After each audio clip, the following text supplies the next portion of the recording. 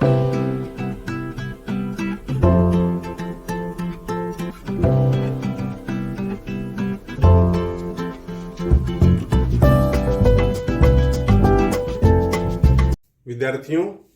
कक्षा 9वीं के विषय भूमिति में आपका हार्दिक स्वागत।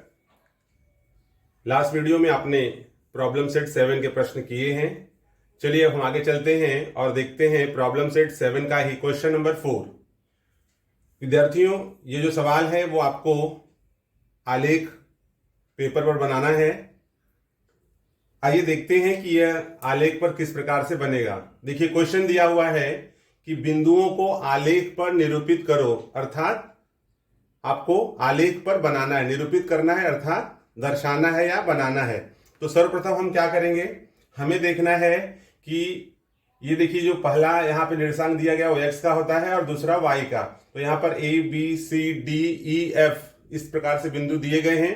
इन बिंदुओं में जो पहला निर्देशांक होता है वो x का होता है और दूसरा y का होता है। ठीक है, जैसे a13 है तो पहला x है और दूसरा y का निर्देशांक है, x और y का। ठीक है, तो आइए हम पहले देखते हैं क्या करना है।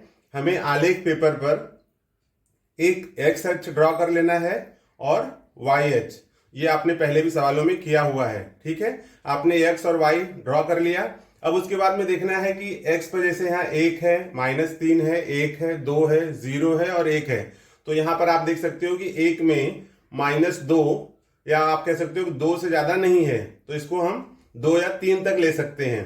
फिलहाल मैंने यहाँ पर 7 तक लिया हुआ है, तो आप ऐसे ले सकते हो। और y पर देखिए 3 है, -1 है, -4 है, 3 है, -8 है। तो इस प्रकार आप y पर 8 तक लेना है आपको, या आप जैसे मैक्सिमम 8 है तो दोनों अक्षों पर आप 8 और 8 ले सकते हो, कोई जरूरी नहीं है। लेकिन आपको ये देख लेना है कि x पर कहां तक बनाना है और y पर कहां तक, वो आपको ये निर्देशांक देख करके पता चल जाएंगे। ठीक है, तो ये हमने बना लिया है। ये हमारा मूल बिंदु है जो यहाँ पर है वो 0 0। ठीक है, अब यहाँ पर 1 2 3 4 5 6 7 तक प्लस में ले लिया और यहाँ पर देखिए ये माइनस होगा, -1 -2 -3 -4 -5 और -6। ऊपर की तरफ y प्लस में है और यहाँ पर नीचे की तरफ माइनस में है। तो इस प्रकार से हमने ये ड्रॉ कर लिया है।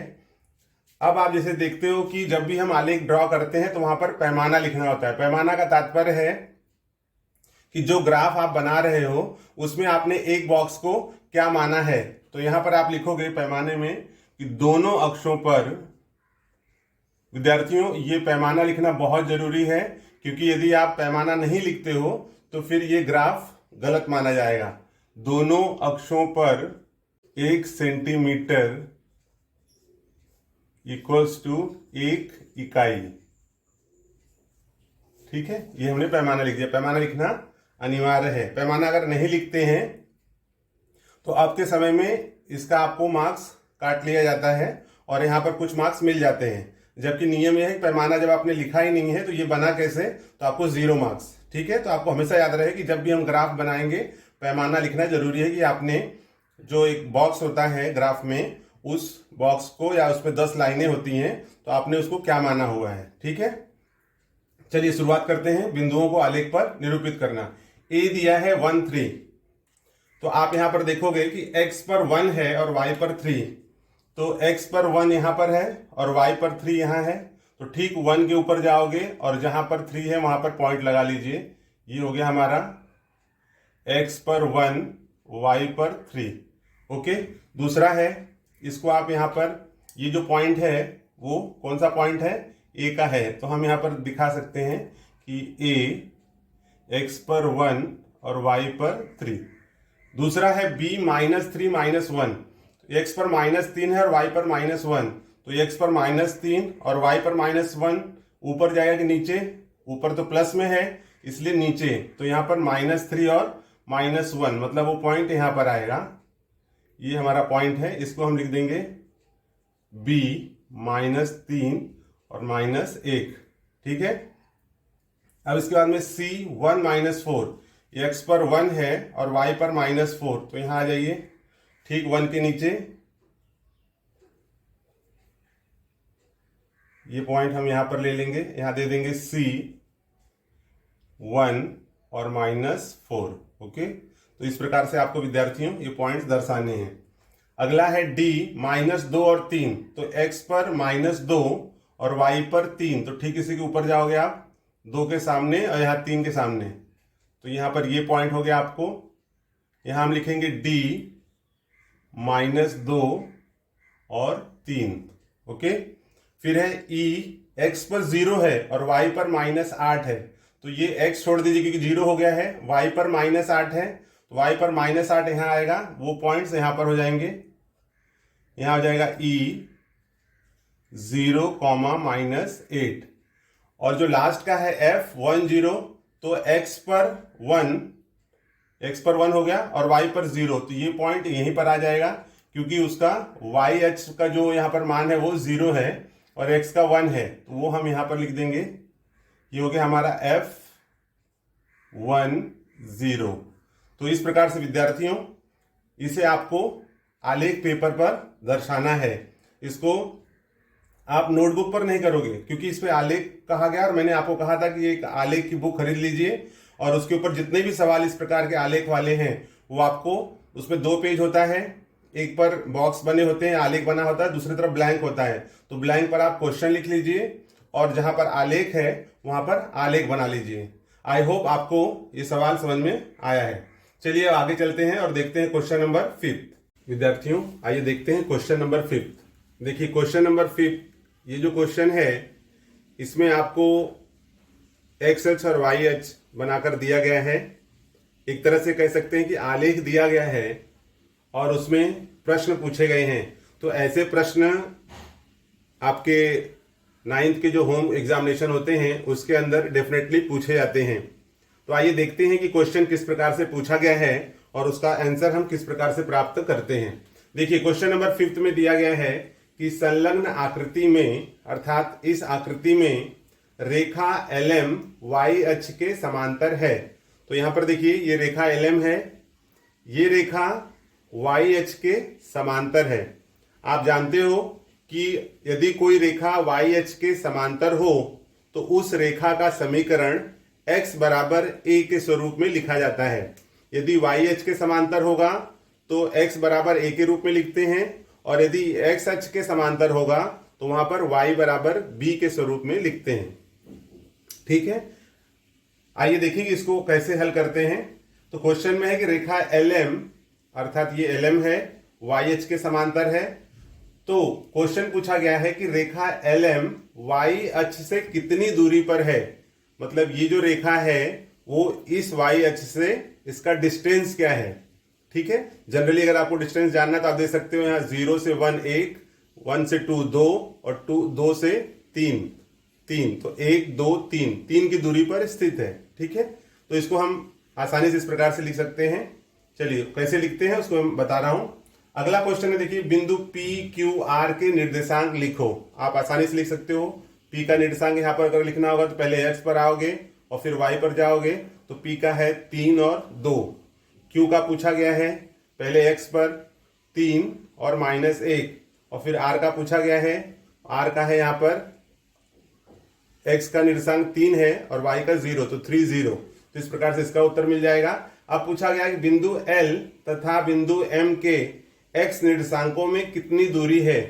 तो देखिए L का निर्देशांक है x पर 3 और y पर 3, और M का है x पर 3 और y पर -3।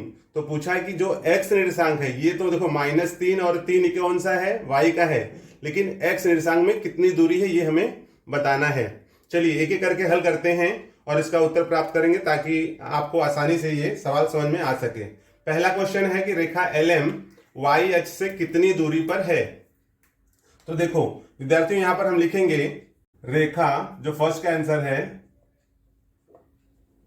रेखा LM यह x अक्ष पर, रेखा LM x अक्ष पर बिंदु 3 0, क्योंकि x का 3 है और y का 0, तो यहां हो जाएगा रेखा LM x अक्ष पर बिंदु x अक्ष पर स्थित बिंदु 3 0 पर लंब है। ठीक है, अब आप जानते हो कि y अक्ष का जो समीकरण है, y अक्ष का समीकरण ये होता है x बराबर 0। क्यों? क्योंकि y अक्ष का सदैव x अक्ष पर जो समीकरण होगा वो 0 होगा। जैसे यहां पर है y अक्ष का x पर 0 है, वैसे ही यदि हम x अक्ष का समीकरण लेते हैं तो y बराबर 0 होता है। ये मैंने आपको पहले भी बताया हुआ है। चूंकि यहां पर क्या है, y अक्ष का समीकरण x बराबर 0 है, जो कि 3 है और वो 0 से बड़ा है, इसलिए रेख LM का y अक्ष से दूरी बराबर कितना हो जाएगा?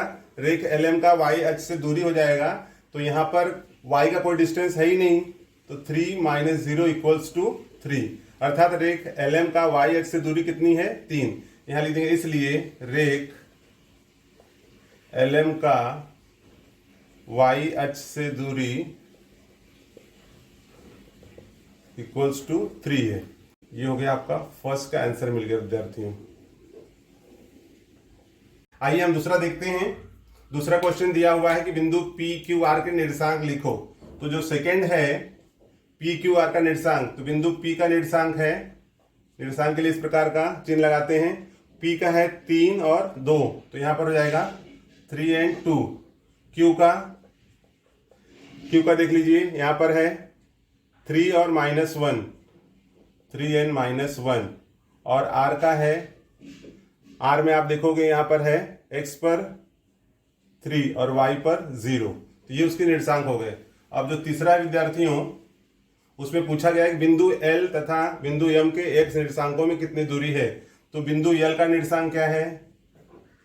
बिंदु L का निर्देशांक, अब L देखिए 3 और 3, और बिंदु M के निर्देशांक, M का निर्देशांक आप देखिए 3 और -3। तो इसमें आप देखो दोनों बिंदुओं में x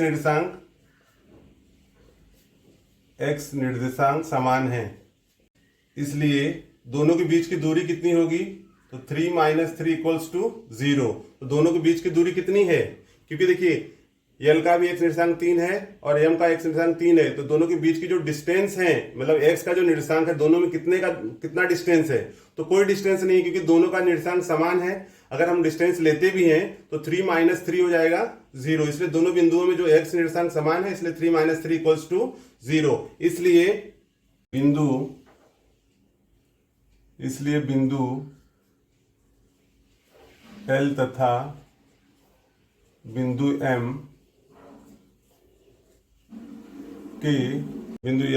M के x निर्देशांकों में दूरी 0 है। आई होप स्टूडेंट्स आपको ये सवाल समझ में आए हैं। इसको समझ करके आपको अपने नोटबुक पर नोट डाउन करना है।